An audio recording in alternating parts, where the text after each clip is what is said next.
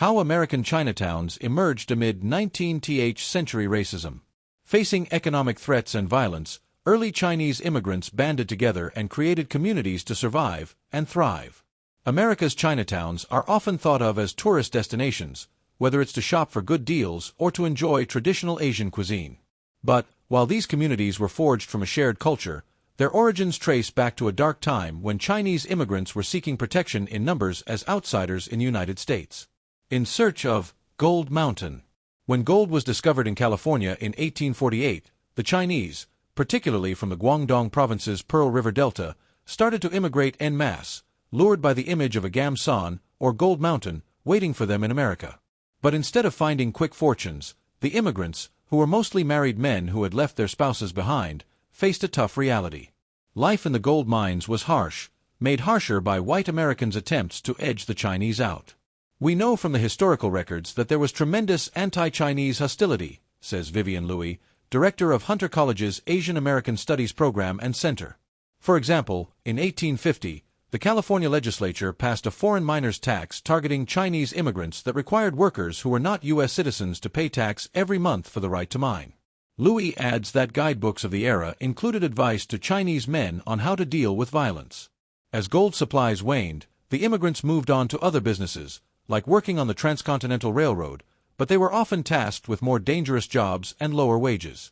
In 1882, the Chinese Exclusion Act was passed, halting Chinese immigration for 10 years and barring those already in the U.S. from becoming citizens.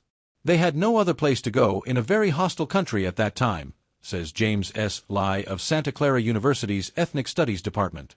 Chinatowns as protective zones. Many of those who decided to stay had been contract workers on the railroad, which was completed by 1869. They had to figure out where to live to create new livelihood, and the only way they could do it was to create mono-ethnic Chinatowns, Lai says. One destination was San Francisco, home to the country's oldest Chinatown dating back to the 1850s, and other California cities, like San Jose and Los Angeles.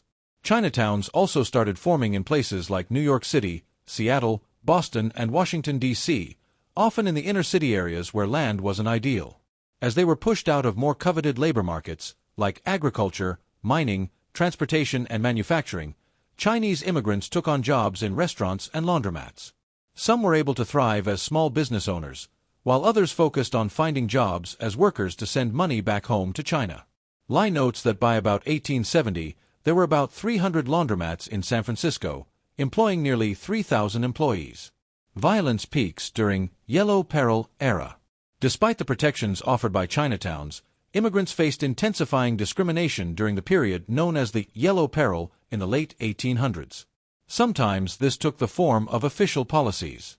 In San Francisco, goods coming out of the neighborhood had to be labeled as Chinatown products, and upwards of 30 ordinances were passed just targeting Chinese laundromats.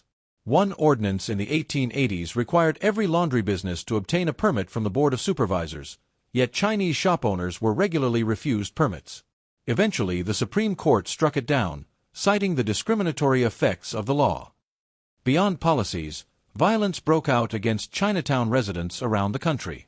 The violence was largely condoned, Lai says, to try to get them out of the country because they were seen as a moral and economic threat. In Denver, an 1880 anti-Chinese riot led to the erasure of the community. In 1906, firefighters torched the Chinatown in California's Santa Ana after one man in the community was reported to have leprosy. After banning Chinese from walking on the streets after dark in Antioch, white residents burned down its Chinatown. San Jose was once home to 5 Chinatowns. After the first 4 were burned down, an Irish immigrant, John Heinlein, allowed the community to live on his private land in an area called Heinleinville. But city officials eventually used eminent domain to seize the land and bulldozed it completely. Changing laws allow Chinatown populations to diversify. Despite the violence, many Chinatowns survived.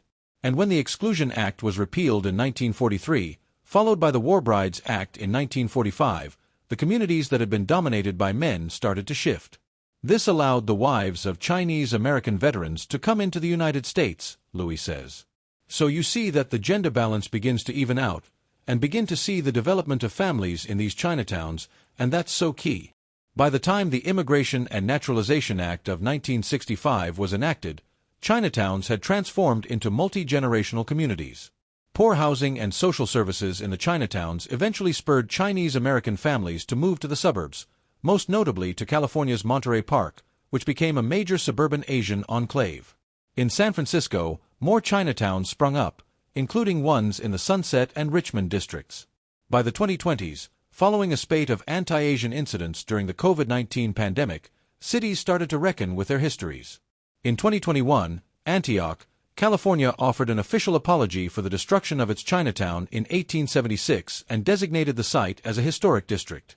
Later that year, the city of San Jose formally apologized for the burning down of its largest Chinatown in 1872, taking responsibility for playing a role in systemic and institutional racism, xenophobia, and discrimination.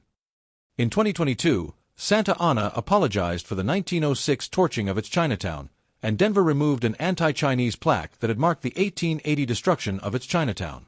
Folks really became protective of the Chinatowns, Louis says, adding that the neighborhoods continue to serve in their original role, as enclaves where Chinese immigrants can establish themselves, support each other, and thrive.